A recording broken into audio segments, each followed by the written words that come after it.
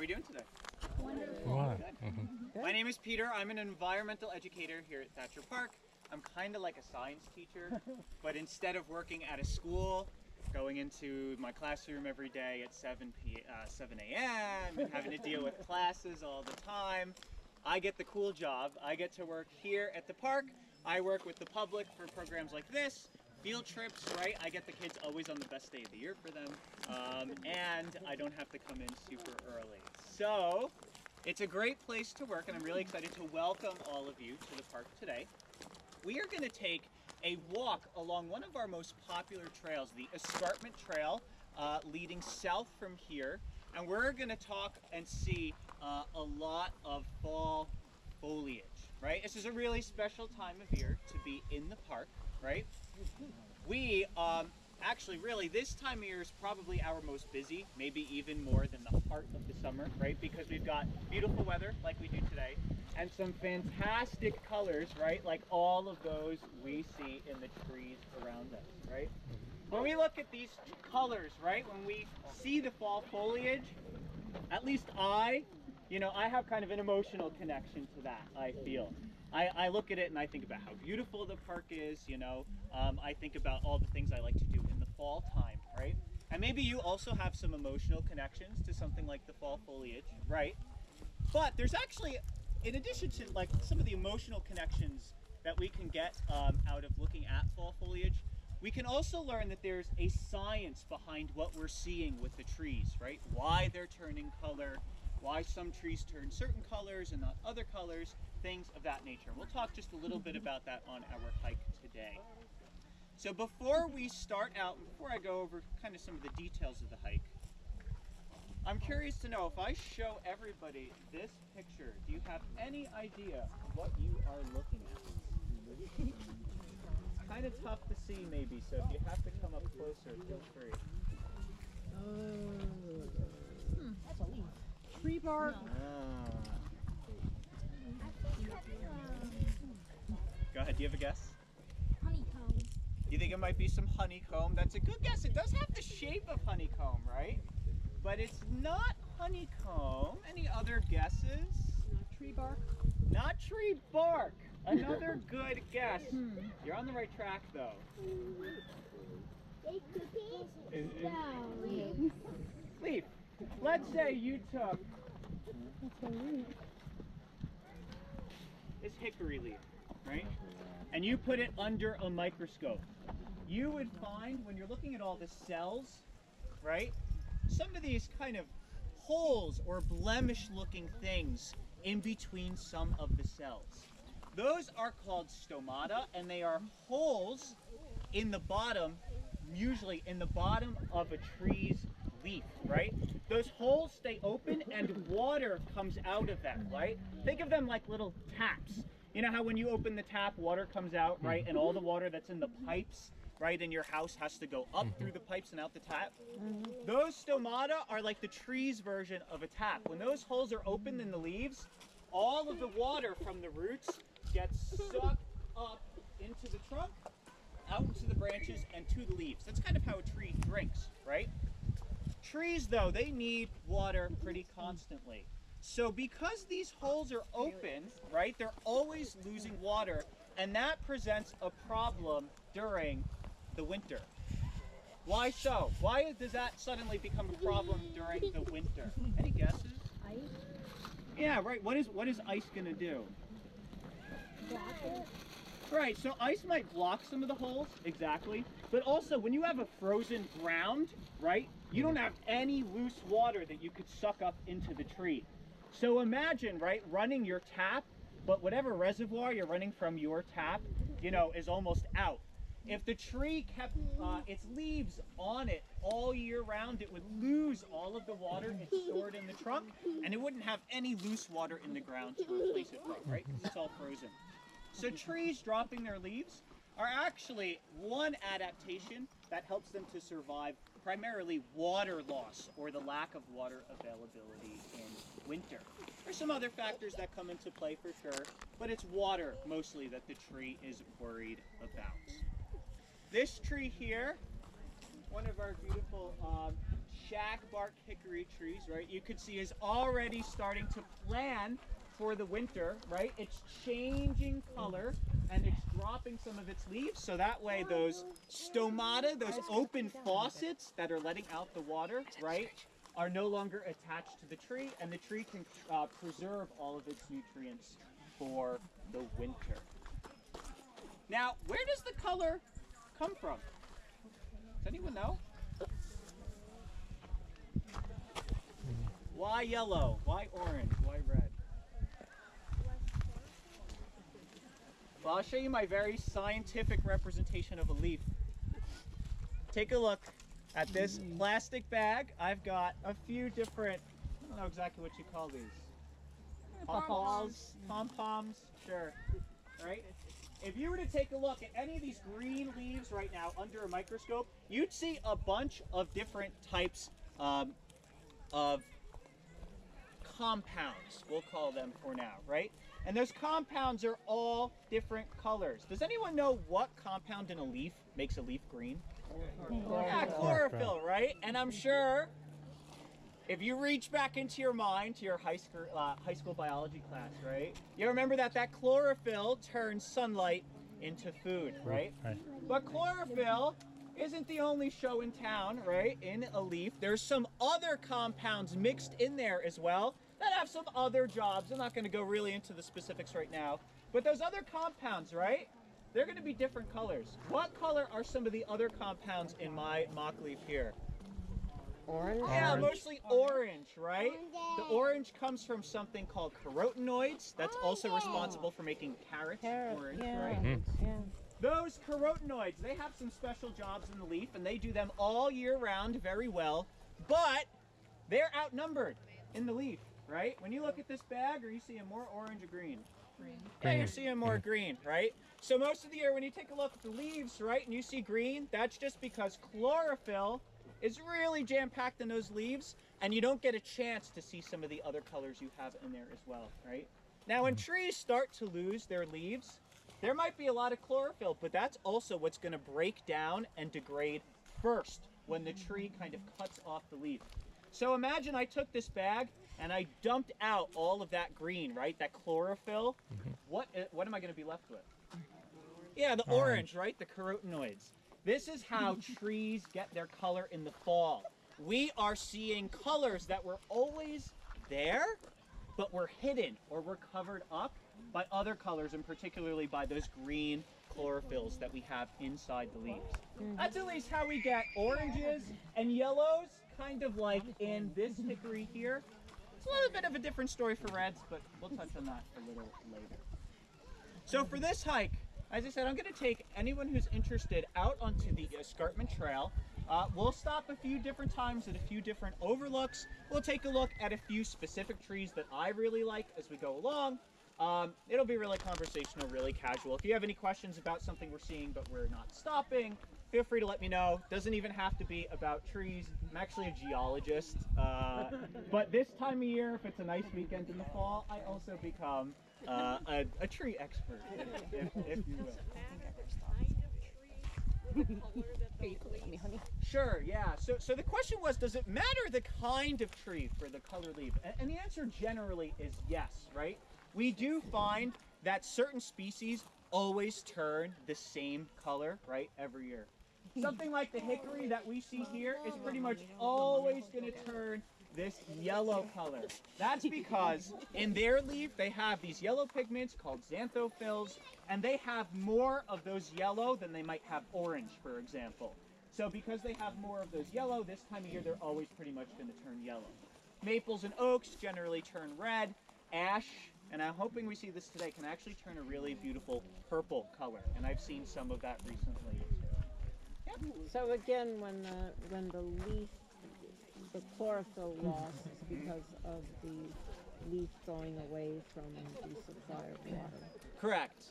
Right, yeah, so when the leaves are dying off, when the tree decides it's going to drop its leaves so that those open faucets, those stomata, are not releasing, right, water, valuable water, into the atmosphere that it's not going to be able to replenish in the wintertime, right?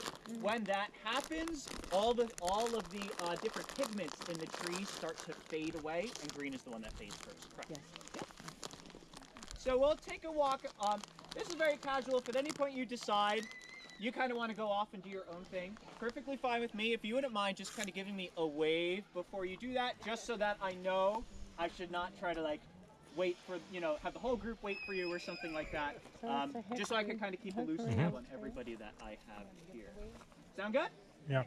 Okay, so I'd actually love to take everybody off to the edge of the escarpment here, and I'll just point out a few things that we can see in the distance from the escarpment face before we take a walk down onto the trail and stop at some other overlooks as well.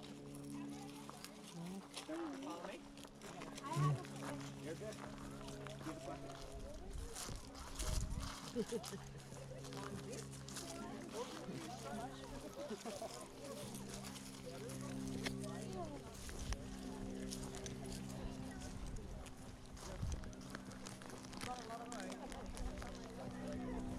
Think of, have a deeper appreciation for the color. So it's,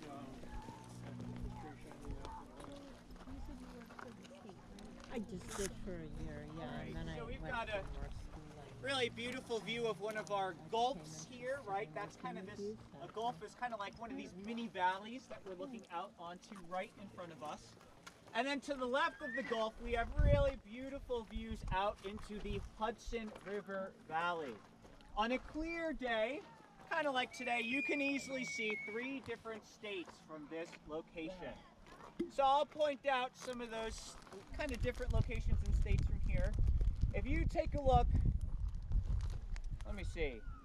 I see out in the valley, slightly off to the left, there is a collection of buildings.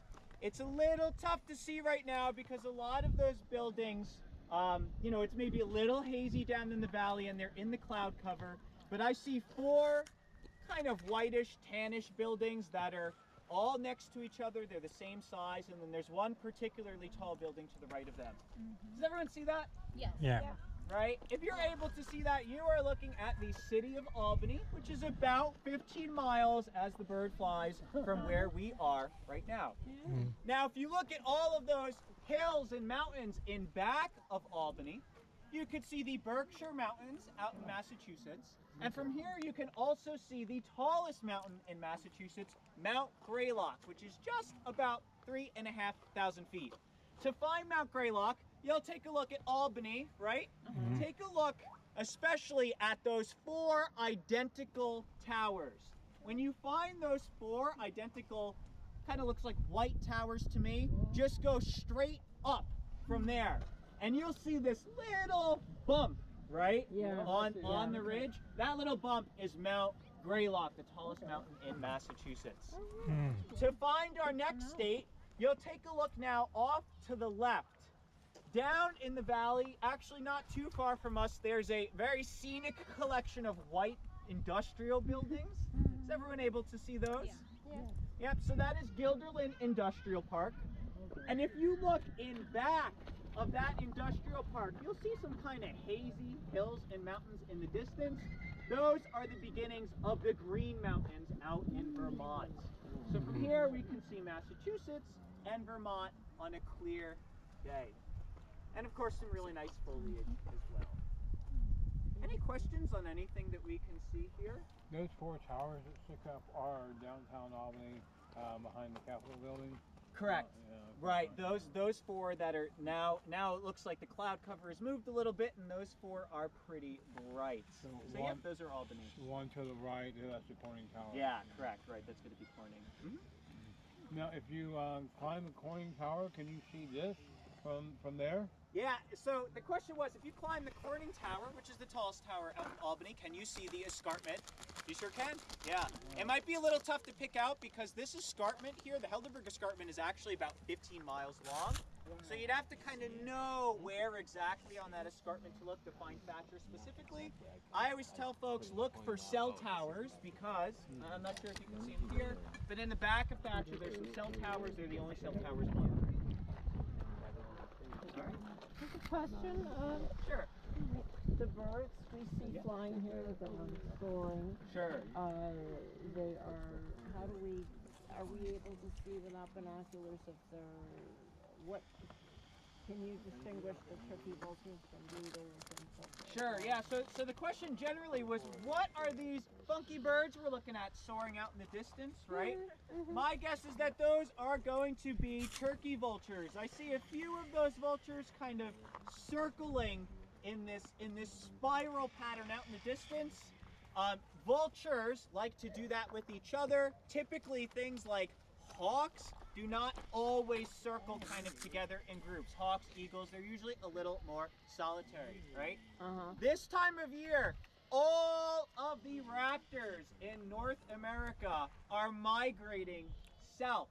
And this is a really good place to spot them as they go, right? Imagine winds coming in from the Hudson Valley. When it hits the kind of abrupt rock face here, that wind gets deflected upwards. And that air moving upwards makes it really easy for birds to fly. All they have to do is put their wings out. They don't have to flap at all. They can just take advantage of that rising air, and they can ride for about 15 miles from the north part of the escarpment to the south without having to move their wings one bit. So that's a little bit on why we might be seeing some kind of birds flying by today as well. Almost like a hang glider, you know? Yeah, that's what I thought about that, yeah. Yeah. Any other questions, or would we like to move on? All right. So as we move on over the escarpment trail here, I would really recommend, in addition to taking a look out onto the Hudson Valley, even some of the trees we'll be walking right next to or right under have some really beautiful colors to them as well. So take a look and make sure you just appreciate what's close and not just what is far off in the distance.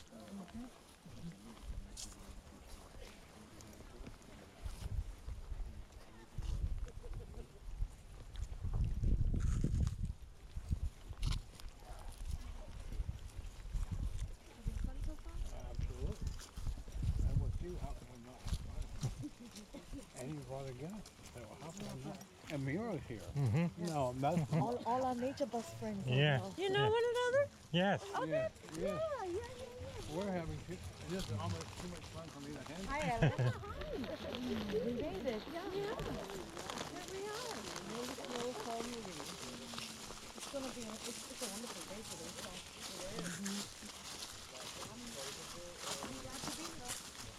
And the concept is probably not very beautiful.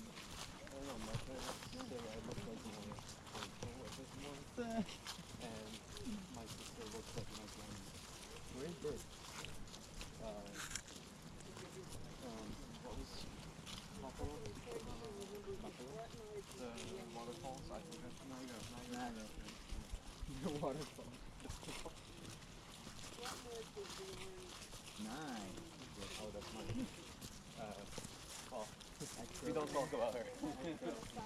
The one you were with when the rugby house burned down?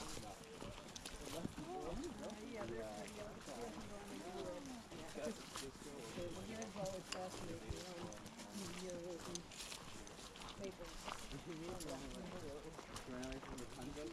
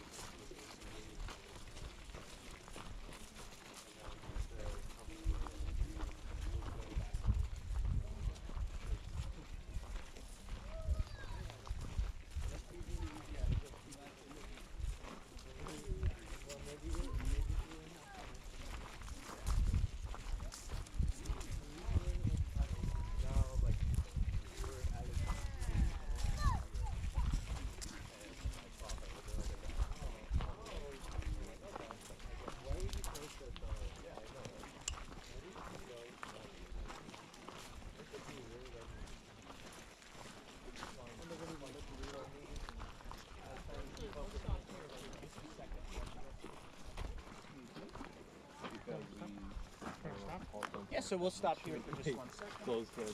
We just call each other when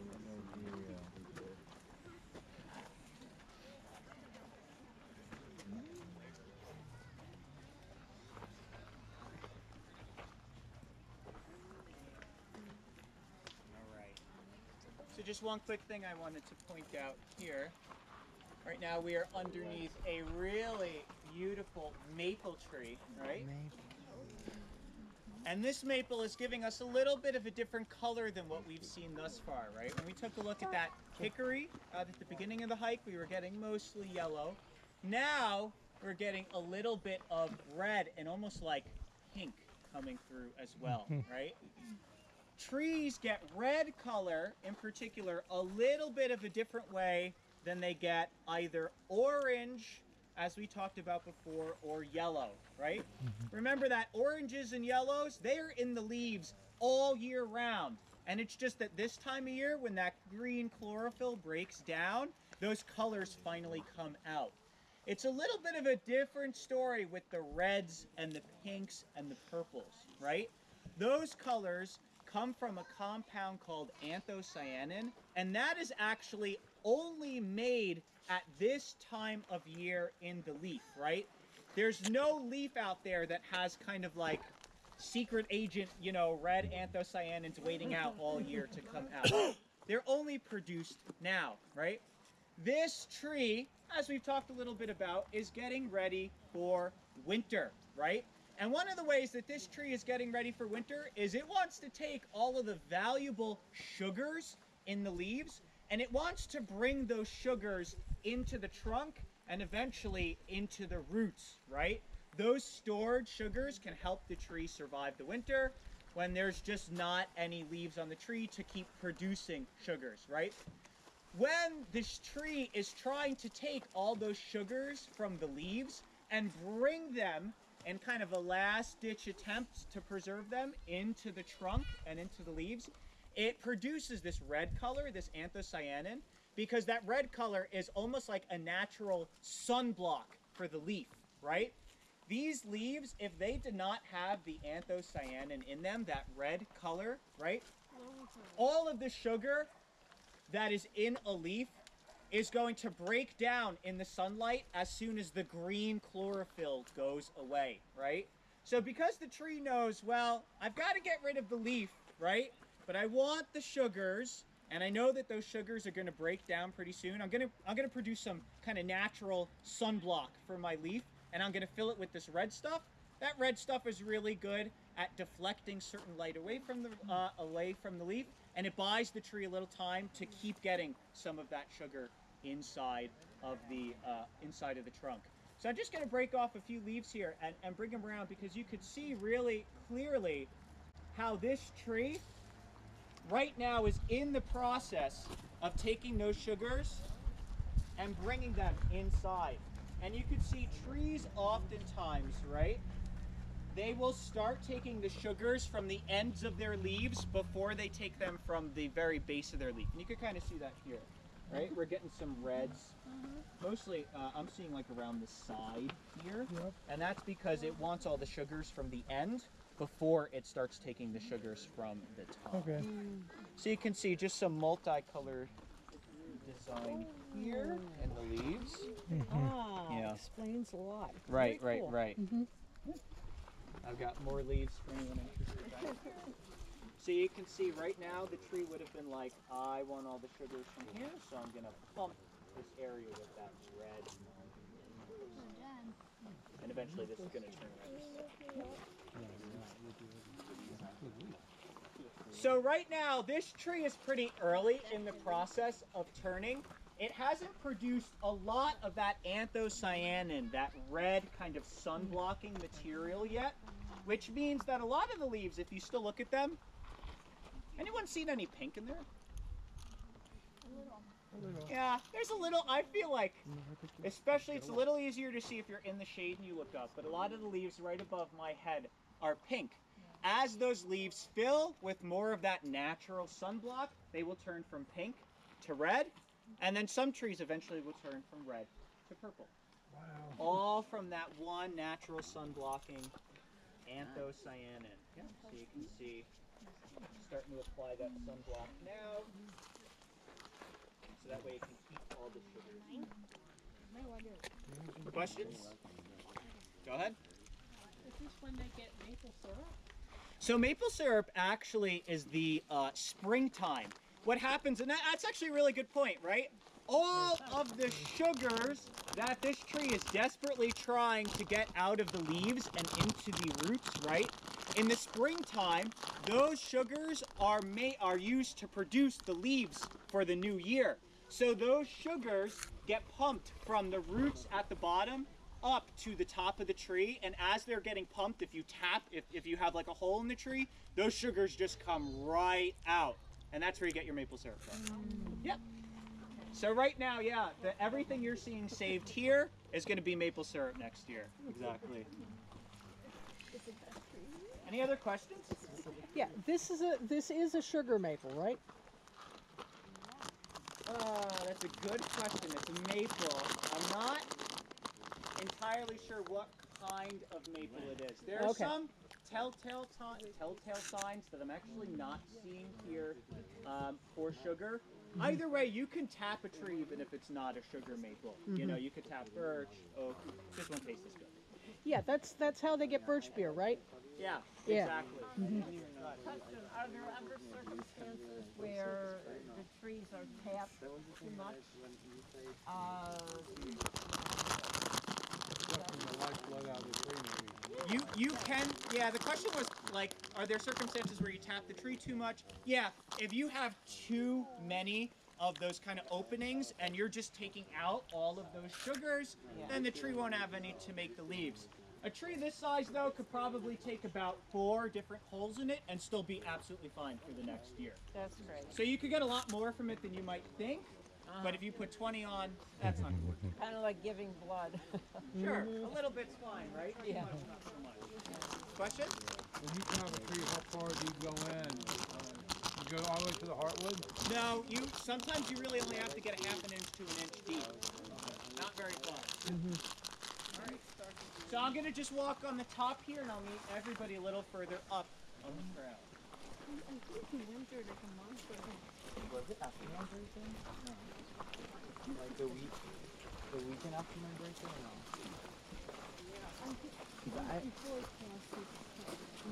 No, nothing started. Well, I have to. It was in the remember my field drawing for my paper. The better ones I go today, and then we have to get all the noise. Oh, free vodka. It was horrible.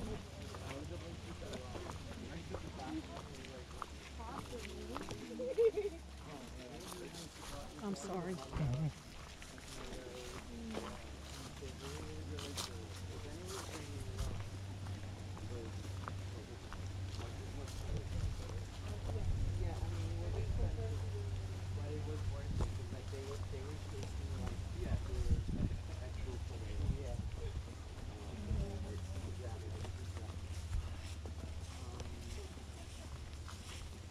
What did we do the day before that? That wasn't Saturday, because that happens on the Saturday. So why did we go on the not Saturday? Why did we do on the Friday before? I feel like it did something. Maybe we went out. Well, probably to beer garden, because that's the only thing. Yeah, you can. Yeah, we probably went there. was that the day we went to guys?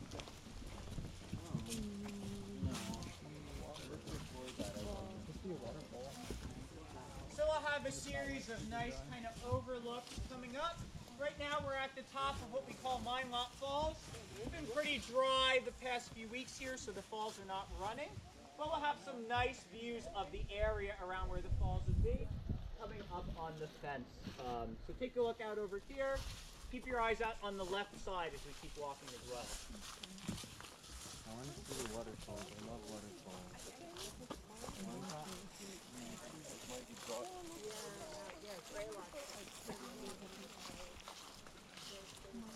Well, if I move here, I'll get a house. That's the really waterfall. One time I went to Switzerland and I went to Lockhaven, which is like the village.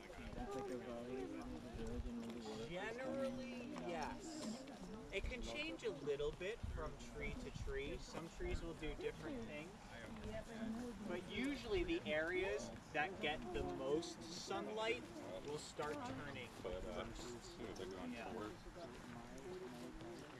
Have you noticed that on like trees you've seen? Yeah, yeah.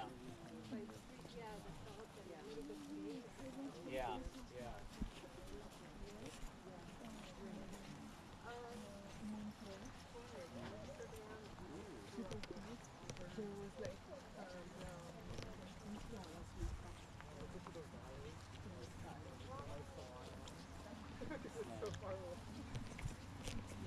Mountain Sleigh. Sleigh. S-L-E-I-G-H. Yes.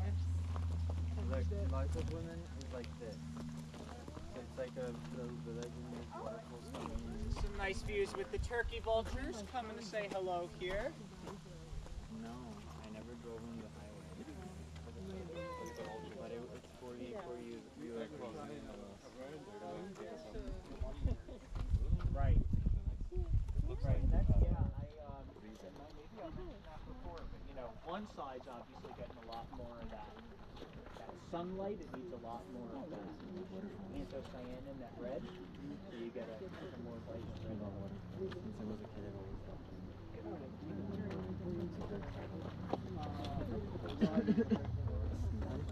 Here in the park or in New York? Oh, on Earth, that's a good question. I don't know exactly. Yeah. Take off your, I would think take off your, no, I was going to ask you for your fleece. Yeah, The yeah. real name, There can be or some support variants. Generally, when he needs all it. maples are going to be pretty hard and pretty dense. Some a little harder, some a little softer. If you're Yeah, you'll get that kind talk of, about you your, know, What are you doing? What are you doing? my water bottle. Right, Yeah. yeah. Are you a woodworker? Do you work with wood? No. Okay. Yeah.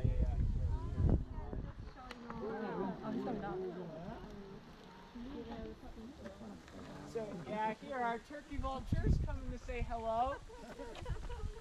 They like the escarpment, right? For that reason I mentioned before, because of the fact that all that wind that's coming from the valley hits the escarpment, goes straight up, makes for really easy flying, right? But what do vultures eat? Yeah, carrying dead things, right? You might not believe it, but a lot of animals fall off the cliff much more frequently than you would think. So this is always a good spot for them to look for a pretty easy meal as well. One of the other reasons we find vultures here. Well, I bet you would fall too if you were doing what they were. Did you see that? What kind of animals? What the fuck are they doing? Trying to climb up, maybe, Climb up.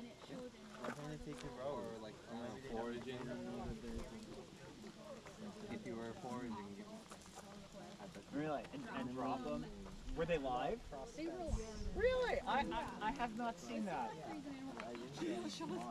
I was gonna say, I can't say I'm surprised, but yeah, that would be pretty grisly. So I'm gonna just take a walk through these woods here. There's another really nice opening that'll give us a better view at the escarpment face, get some of those nice colors right down in the valley below us as well.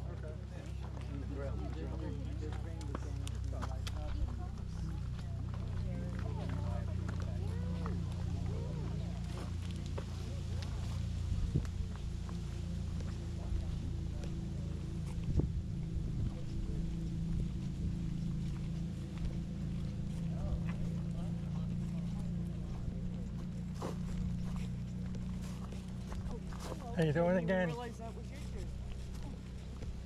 Yeah, so take a look here. It's a little, there's not a ton of room here, but there's some really nice kind of light play going on with the shadow and some of the light cascading over the far edge of the escarpment. Some really nice colors here as well.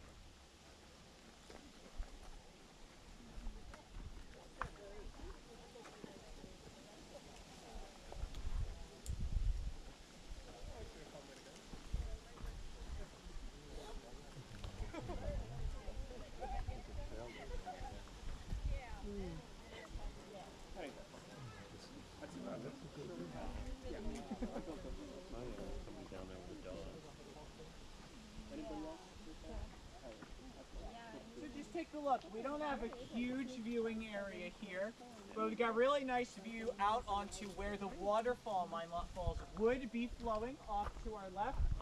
It's a really nice contrast between some of that gray rock and some of that kind of reddish pink that we're seeing coming in on the trees. Also, the shadows are cooperating nicely here, so we got a little bit of that coming through as well right in front of us. You were coming earlier, wondering have you heard of a human falling off of here or running behind? No, that is something that I actually do not know of happening. Yeah. So I haven't seen Right. any mystery writer on the Oh, yeah. wall here. No one, it seems like animals would know. Why are you jinxing it? To me, that would just be Right, well that's what you would think, but a lot of animals like squirrels, for example, right, if they're hopping from tree to tree to tree, one mishap near the escarpment is a lot more difficult, right, to recover from than a mishap out in the woods where everything is nice and flat. Yeah, There you just fall on the ground. Here, well, you fall on the ground, but you have a few more seconds before that. as I say, you have another minute or two to build Right. up velocity. Right, when that happens. We also, do have a pretty healthy predator population in the park, whether it's going to be coyote or fisher cat, anything else that's a meat eater. We have documentation of there being active kind of predator-prey interactions, things like deer getting chased, porcupines getting chased, right? And if that's happening somewhere off on the escarpment here, if you're a deer, you're probably not thinking too much about where exactly the edge is if you know that you've got a pack of hungry coyotes in back of you. So that could definitely be part of it as well, for Yeah. sure. Yeah. There are bears in the park? There are bears in the park. Yeah, we do have black bears. Generally, this part of the park is pretty heavily trafficked by humans, and if there's one thing a black bear does not like, it is a human. So we don't see them too often around here. We do see black bears pretty frequently in the northern part of the park, over in this direction in front of us. There, it's a little quieter. The woods are a little deeper before you get to like a parking lot or a road or something like that. If you go in on a fall day, maybe like today when those bears are trying to fatten up for winter, there's a decent chance you might see a bear if you look in anywhere where there's forest and meadow nearby. We have a few spots like that in the park. How about across the road where you have the trails? Yeah, Are they safe to? so You're saying, are they safe from bears? Yeah, from There are, even as of just the past few weeks, there have been some, not bear sightings, but signs that bears have been around. That part of the park is, I would say, a little safer than the north part, just because we have some pavilions over there. People have picnics, go hiking a little more frequently. It's a little more traffic. The bears stay away a little more. This time of year, they're just hungry, so they're going to go kind of wherever. I hope irresponsible people aren't leaving food scraps. Food, sure, right, and that's what's going to get them from one area to another. We'll continue up on the trail. I think we've got our best view coming up at the next spot. Okay. Any questions as we go along? Well, hi, I remember you. Leaves, wildlife, rocks, the rock guy. Sedimentary rock, which is everything that we have in the park here. Igneous rock, which is what you're going to get when you have lava cooling. And then there's also metamorphic. Metamorphic is like if you have a rock and you put it back in the oven almost, right? You have a rock and you kind of heat it up again, you put it under pressure.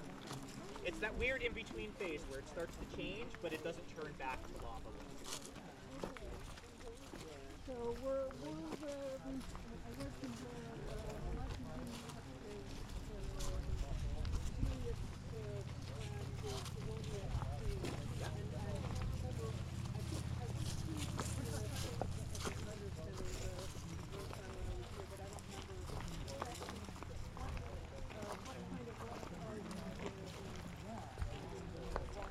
Yeah, so all of this is at least sedimentary.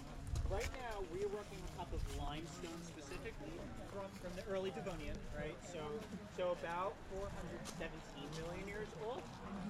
The rock below us is some of that shale you might have heard about before.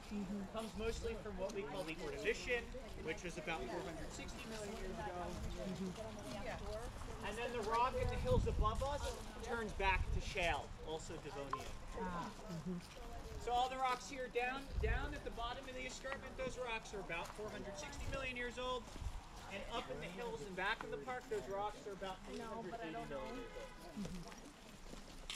So when you walk throughout the park, it's kind of like reading a history book, right? By taking a look at all the different kinds of rocks we have, seeing what fossils are inside of them, right? You get to learn about how this area changed over time.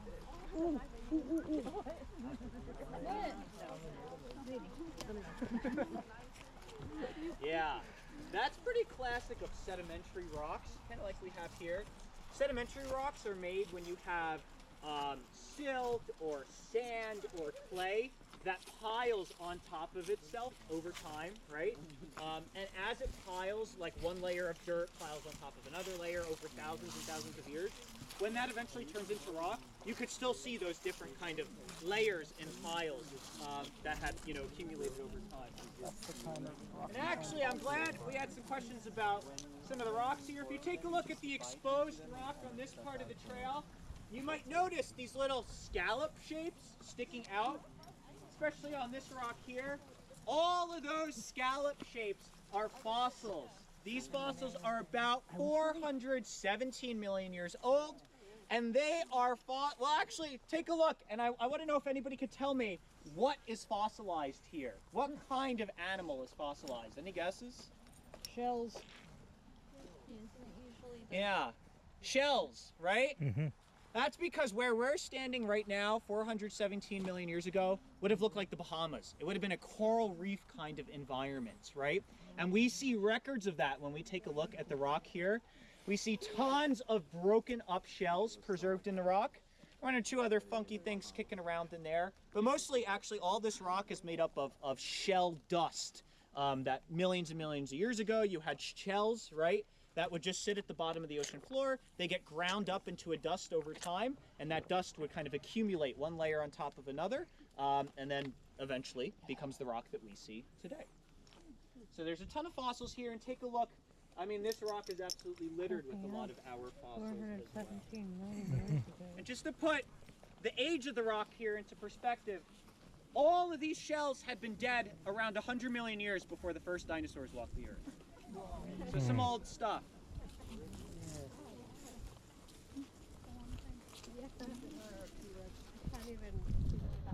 I found part of a So we've got mushroom. one little overlook off to the left. I'm gonna walk just another minute up the trail. We'll have a much clearer view to the north and into this little gulf in front of us as well. Feel free to stop if you'd like. I'm gonna continue on to the bigger and better spot. Peter, what are you doing now? I found part of this mushroom. What kind of mushroom is that grow on? We have a number of different kinds of mushrooms. I don't actually know too much about the kinds that we have in the park. This is a big chunk that fell in half. Right, It was huge. right. Did that come off of a tree? Did it, I or found just the it ground? might have been litter. Okay. I see. Litter. I see. And I said, well, this mushroom is as thick as this is. I couldn't imagine it weighed about a pound or two. Right. Some of them, do get pretty big here. I've seen. How you doing? Yeah, look at that. How you I've doing? seen. You ever heard of a puffball before? Looks like Yeah, Hillary I've seen over there. puffballs that are like this Huh? big or something. Looks like Hillary Clinton yeah. from the back. Oh, really? Normally I bring a That's your boyfriend?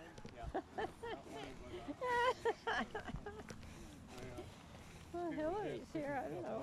You're not going to Well, be thank around you. That's much anymore. appreciated. Oh, please. Fortunately, I'm finding them. I haven't found a few. I'm still finding a lot more than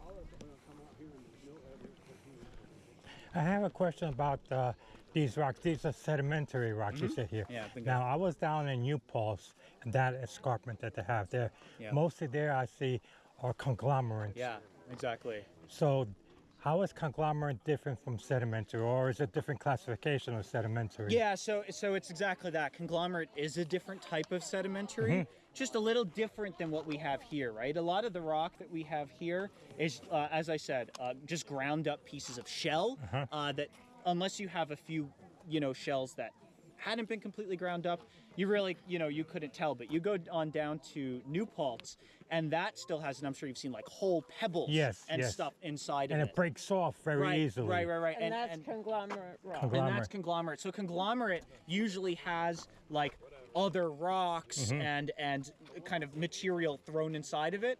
This will have fossils in it, but there's not really other like loose pebbles or anything kicking. Now, is conglomerate older than this, or is the New Paltz area in general, is that geology older than here, or the same Yeah, age? it's a good question. That rock is older than what we're standing on right now, below our feet, by about 20 million years. But it's that rock in New Paltz is 20 million years younger than the rock at the bottom. Oh, really? So it's similar to about what we have here. So this is probably my favorite spot to take a look at the foliage, right? One thing I will just point out here that I think is interesting, you can see how the kind of seasons change at a slightly different rate up here on the escarpment than they do down in the Hudson Valley, right? If you take a look, especially off to the right side, you could see that as you go kind of lower on the face of the cliff, to me the trees look like they're getting more and more green, actually, right? And then you come up, you take your gaze and you go up and up and up the cliff, you'll start to see more and more color come in, right?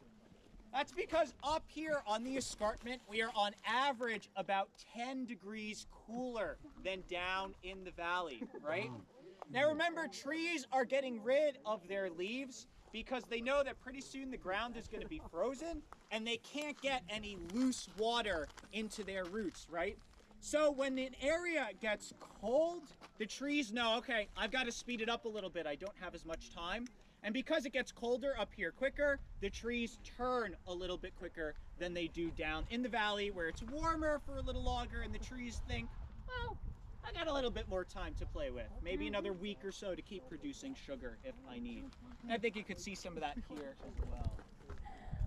One other thing I'll point out that we could not see before, if you take a look at the escarpment right across from us, and then you direct your gaze to the right, you'll notice there are some hills all the way in the distance to what is our north, right? If we're facing this direction, they're just kind of, let's say, 1:30, 2 o'clock.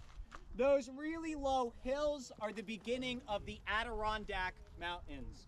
You can't see any of the high peaks from here. You're not going to see Marcy, Algonquin, but all of those mountains up there are what you'd find around the Lake George region. So in addition to seeing Massachusetts and Vermont, you also get a little bit of the Adirondacks from the park as well. And may I ask, Those are a lot of those white buildings are Gilderland Industrial Complex. Yeah, down in the valley. Go ahead. Peter, what were that conglomerate of buildings there? What is, All kind of out in the distance? yes. I'm not actually sure. That's a good question.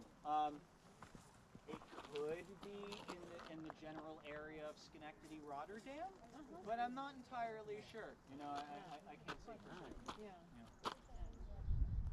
So take a minute or two, We're enjoy the looking- colors here. Go ahead. Like farthest away mountain range or Yeah. mountain? Right. Those are the very bottom of the Adirondack. Yep. So Adirondacks there, Vermont out in this direction, and now Massachusetts is kind of hidden over behind us.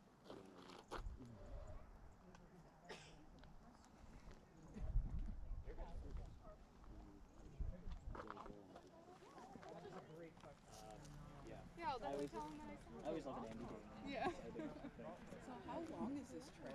So yeah, this trail, you could actually walk about another quarter of a mile to get over to the overlook, which is the big parking area. It is 2, so I'm not going to go out that way. I'm going to just let everyone know if they want to go, they're happy to. But yeah, it only goes about another quarter mile that way. But in this direction, it's probably about another 2 miles. This trail snakes around this whole escarpment that we see in front of us, and then goes further up to some other overlooks. Yeah, so it's pretty large, pretty extensive in this part of the park. Did you have a question? Well, I was just wondering, maybe you mentioned already, pine trees don't have that sort of. So pine trees, yeah, and I was going to mention this actually before I kind of turned everyone loose, but pine trees do have chlorophyll, and they also have these kind of faucets, these openings, but they have something that the deciduous trees don't. They have something called You get money for high visitors. and that cutin, C-U-T-I-N,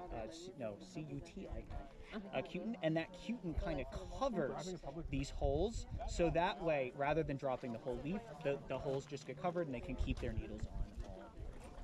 But it still drops needles. They do, but not necessarily just because it's winter. Right, you know? right. There are 1 or 2 that will do that, like, who do I have here? Like tamarack always drop their needles, for example. Even though they're coniferous, right? They have needles instead of leaves. They will drop too, and just to keep healthy needles on. Right, healthy needles on. Right. Is this the end of the trail, or are you going further? So yeah, I'll address that in 1 second. So it is right about 2 o'clock. If you are interested, this trail we've been walking on, the escarpment trail, continues over in this direction for about another quarter mile through the woods. There are no viewpoints on the way, but it will drop you off at the overlook. The overlook is that big parking area, has really sweeping views pretty much in all directions. You're welcome to go that way if you'd like. It is 2 o'clock, so if anybody is interested, I'm going to walk back in the direction of the visitor center. Maybe we'll just make kind of 1 or 2 quick stops on the way, but I don't want to take more of anyone else's time. I'll turn you loose here if you'd like to join me on the way back. Wonderful. If not, enjoy the rest of your day. Yeah, of course, I will just end very briefly with one thing. Somebody asked me, well, why don't trees with needles drop the needles, right? And that's because these holes that you get in the bottom of tree leaves, these stomata, right? On trees like pine trees or evergreen trees, they're covered in something called cutin, which is a wax. And that wax kind of clogs up the holes just enough so that way the tree doesn't have to completely drop them during the winter time. That wax kind of keeps the water in, so the needles could stay on the leaves all year round. Something we don't see with these deciduous trees, the ones that change color. So because they don't have that cutin, they have to drop them. The evergreen trees like the cedars we passed just on the trail up here, they've got a nice wax to keep them green all year long. Question? Yeah, this cutin that you're talking about, is it commonly known as tree sap? Because Or is that two different things? Two different things, yeah. Okay. The sap is kind of like where the water and nutrients, are in the tree, and the cutin is just a waxy covering on those needles. Okay. So that's not that sticky stuff that comes off of the bark where you see it on Correct. the tree. That's different. Yeah, that's usually just sap. Cutin is it doesn't carry like nutrients or anything. Oh, okay. Just kind of covers the needles there. Kind of the stuff that you feel on the needle itself that kind of smooth the waxy-ish. Right. Yeah. If you actually rub your fingers over the needles for a minute or two, you will start to feel a little wax build up on your hand, and that's where you'll get that cutin. Absolutely. Go ahead. Now, is that chloroform? That's chloroform. Chlorophyll? Yeah, chlorophyll, not chloroform. Is that in the needles as well that gives them the green color as well? Yeah. Right. For sure. And how do needles work differently than leaves? So the needles, in terms of how they make their energy, right? It's actually the same process. Needles, there are a few kind of reasons a tree might have needles instead of leaves. Needles do a lot better in the wind, right? The wind goes through needles a lot more easily than this kind of stuff. So windier areas with more storms, oftentimes do better with needles. One or two other reasons as well, but what's going on actually inside is pretty much the same in each. It's just that these deciduous trees here don't have that wax to cover up the holes, and the evergreens do. Everything else, though, pretty much the same. Wow. Yeah. Cool. Yeah. Needles also have less surface area, so they lose less water as well. Think about, these leaves have a ton of surface area. Yeah, It's a yeah. lot of chance for the water to get out. Well, I realize, and one of the things in my mind is there's not much of a surface area on there, but there's so many more needles than leaves. Right. And it looks that way, but if you actually took, if you had a pound of leaves and a pound of needles and measured the surface area, even though they're both a pound, the needles would still have less surface area because of their design. Wow. It's kind of a strange thing to think about. There are a lot of them, but still overall less surface area than what you see here. Wow, that's interesting. Yeah, interesting. Interesting. Absolutely. All right. So I'm gonna start walking back. Feel free to join if you like, but otherwise enjoy the rest of your day. Hour and a half. And they have different things to make it even more interesting here. And so, All right. See you on the bus. Take care, Rachel. Sure. Do you want to walk down here? Yeah, we'll walk to the overlook. All right. As soon as you got time to kill.